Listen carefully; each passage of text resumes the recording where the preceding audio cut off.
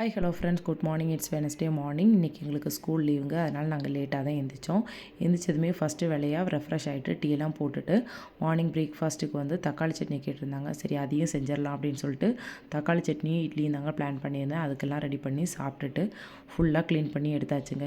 Counter டாப்பை ஃபுல்லாக clean பண்ணி எடுத்துகிட்டு ஜூஸை போட்டு ஃப்ரிட்ஜில் வச்சுருந்தேன். ஒரு 11 மணி போல் அந்த ஜூஸையும் எடுத்து குடிச்சிட்டு ரெஃப்ரெஷ் ஆகிட்டு கிளம்பியாச்சுங்க. கொஞ்சம் பர்சனலாக ஒர்க் இருந்தது வெளியே, அதை கொஞ்சம் பார்க்குறதுக்காக தான் போயிருந்தோம். அதெல்லாம் பார்த்து முடிச்சுட்டு திருப்பி கொஞ்ச நேரம் அங்கேயே நின்று டைம் ஸ்பெண்ட் பண்ணிவிட்டு அப்படியே கிளம்பிட்டேங்க. தம்பி வந்து எனக்கு வேஃபர்ஸ் வேணும் அப்படின்னு கேட்டிருந்தான். அவனுக்கும் எல்லாம் வாங்கி கொடுத்துட்டு வந்துட்டு இருந்தேன்.